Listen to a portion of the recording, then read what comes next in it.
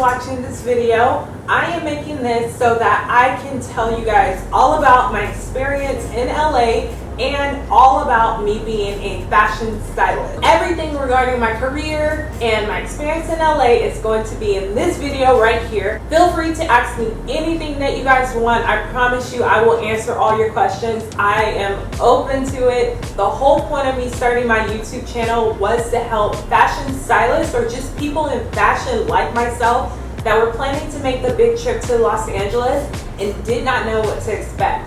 I know when I was looking online for people that were talking about Los Angeles that were in fashion, there was nothing to be found.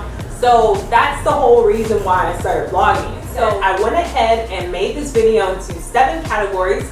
And if you don't feel like going through each, go ahead and click in the description box to find which part you want to go to.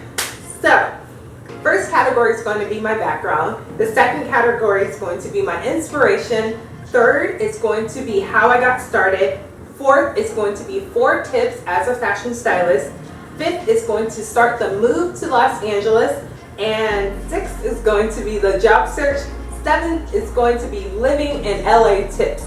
Okay, so let's get started. Like for me, what was fun as a kid was dreaming about what I was wearing to the club. I didn't know what the club was, but I knew I was going and I was gonna look cute. So I thought at a young age, I want to be a fashion designer. That's what fashion designers do.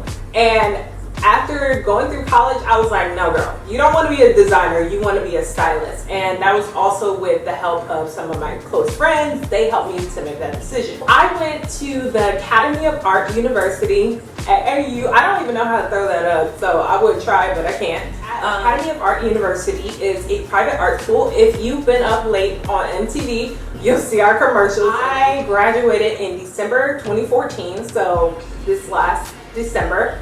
And it was a fantastic experience. So what promoted me to look into this school was the fact that they are the only school that goes to New York Fashion Week and actually shows at New York Fashion Week. So my freshman year, I was friends with the guy that is a designer, a fashion designer. And I remember him telling me, him and another girl, they were both like, what are you doing in fashion design? Like this is not your program. This is not for you. And I remember thinking, what are you guys talking about? Don't tell me what is and what isn't for me. He ended up explaining to me because he was a senior. He was like, you know what, designers, they're oftentimes people that are not good at dressing themselves, but more good at putting a look together, you know, dressing others. And he was like, you're a stylist. He was like, no matter, you know, how you look at it, you go to school every day, dressing high heels, doing, you know, the utmost. You're not a designer, you're a stylist. And I was like, what? And at that point, it kind of got me interested and intrigued in the whole styling thing. I hadn't even thought of it. So that year, I scheduled my classes and ended up taking my first fashion styling class. It was probably the best decision I ever made. I remember the first photo shoot we ever did, I was on set and I had this rush of energy and I just felt so good. I was like, oh my gosh, I want to do this every day. Is this like everyday kind of feeling? That's how I got initiated into styling. It was in school, it was people around me, other artists telling me that, you know, you need to look at other options because you're not made to be a designer. This is not the type of life. And it was true. So I get inspiration from a few different topics: art, icons, and women. And I would also say culture. This is a mood board that I've created for a photo shoot that I'm going to be doing. And it's just inspiration that I found that would look great. And as you can see, it's nothing like fashion. You don't get fashion from that. However, it's nice to go to those elements that are unique and make them into fashion. That's definitely a huge point that you need to be realizing whenever you're trying to get creative. So my schooling was the biggest thing for me. I knew that in order to get the best education, I had to go out of state. I'm originally from Houston, Texas, and in order to feel like I was getting my full talent taken out of me and placed into this world, I felt like that was dramatic, y'all. That was so dramatic. I felt like that I had to go to the best of the best that I could go to.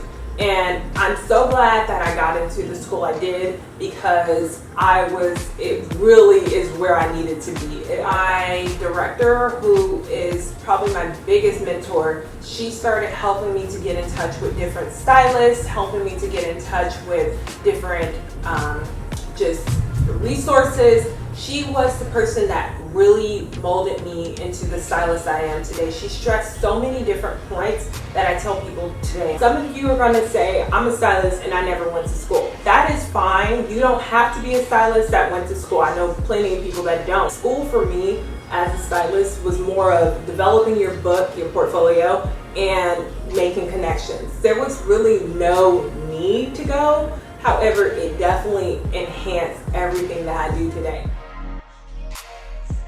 So for my tips for stylists, I would say number one is definitely know your taste level. Very, very important that if you're going to be a stylist, that you know exactly who you're trying to cater to, what audience you're trying to draw in. You can spend however much money, but if you don't have a taste level, it's gonna look like shit. One of the other things that helped me when I got started was my experience. I did lots of assisting with other stylists. I would help on set and just basically working under somebody else.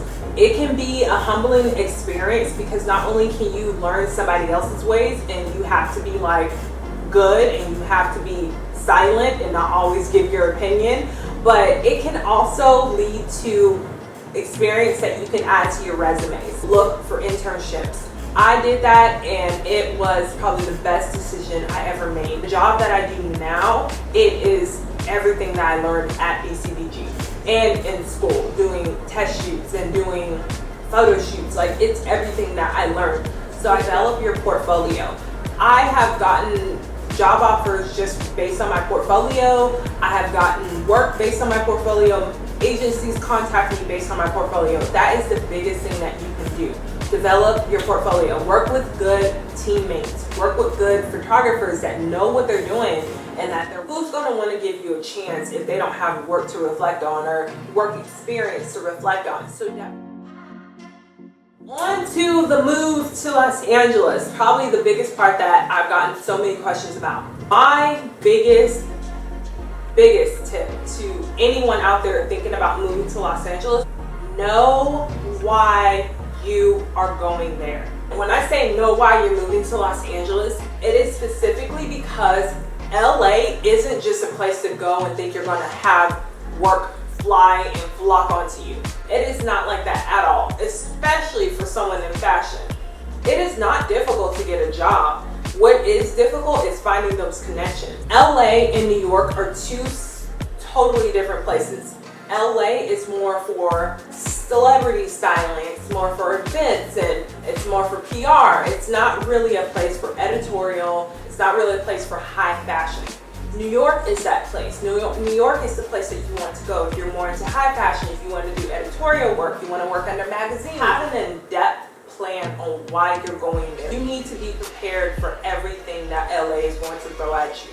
Make sure that you know why you're going to LA, what you're planning on doing, how you plan on doing it, who you're going to contact, where you're going to live, all this stuff. You need to know every little detail. It's not like I felt lost. However, I look back now and I'm like, I could have been more planned out, more thought out. So I just want, if you're going to be one, full tips, that's definitely one. My last tip for moving to Los Angeles would be have a time to hustle and have a time to relax. If you're an artist, I feel like this is definitely a point you shouldn't ignore, because you can't just hustle and expect things are going to go accordingly and not get drained or not feel like you're stressed or not feel like you're, just going through some mental breakdown. May I just add this?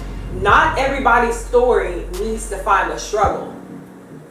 If you don't understand, basically what I'm saying is, just because you're trying to make it as a stylist or you're trying to make it as a rapper or a basketball player, that don't mean that you gotta go and struggle.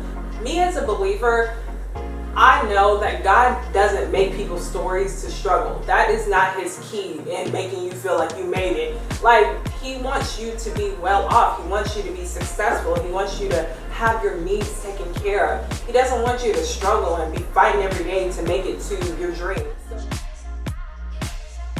See the job search. Woo, Lord. Oh, y'all. When y'all get to this point in the vlog, I'm telling you, it wasn't that hard, okay? LA has jobs. I got offered, as of now, I would say 5 job offers in Los Angeles. I had a re-offer from one, and I declined it because by that point I had accepted a job. So if you've noticed a change in scenery, I am no longer located in Los Angeles. I will say explore all your options, because I would never have thought I would end up back in Texas. That was not my intentions. I did not plan on being here. I planned on being in Los Angeles. That's the whole reason why I thought the move was a good idea. The thing about LA, it's not hard to find a fashion job. It's not at all. But what it is competitive. There's so many other people that are looking for, I'm sorry y'all, it started raining real hard. Lord. Make sure you do your research, know how much your pay grade is. Shoot for the star. Don't ever think, oh, I'm entry level, let me go ahead and ask for this amount.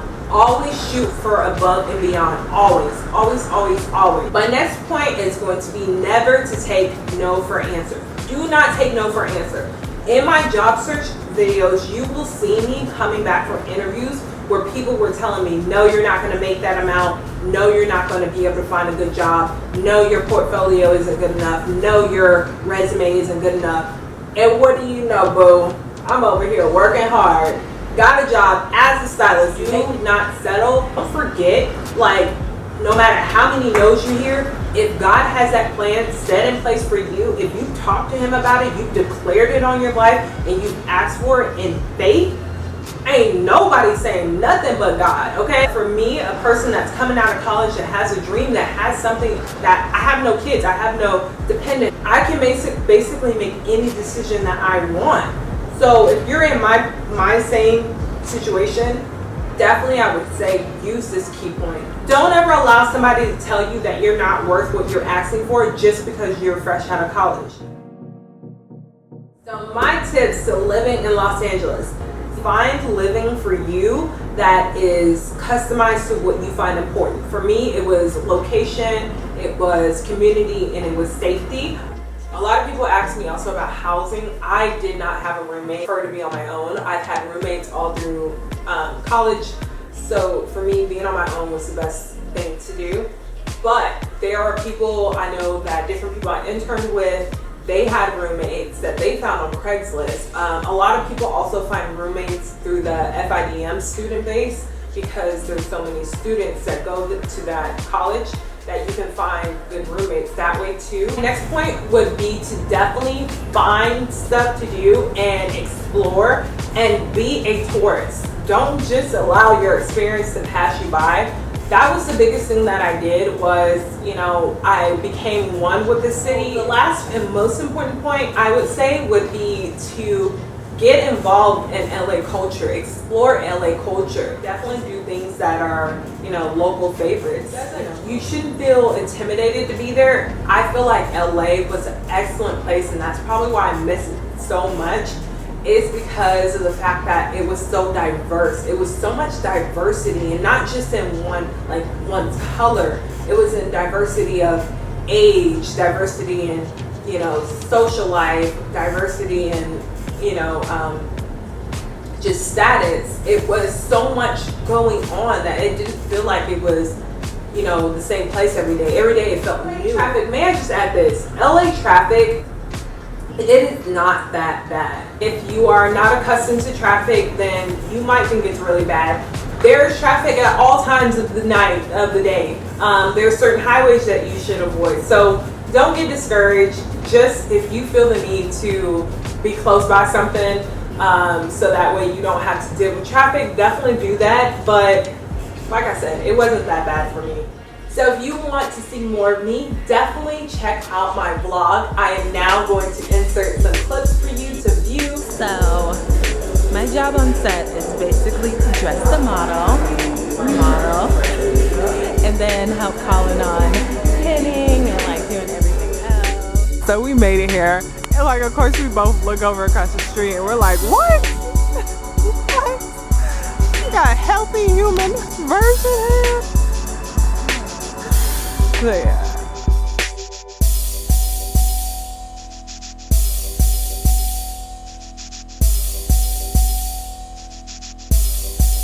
Have a great night, guys.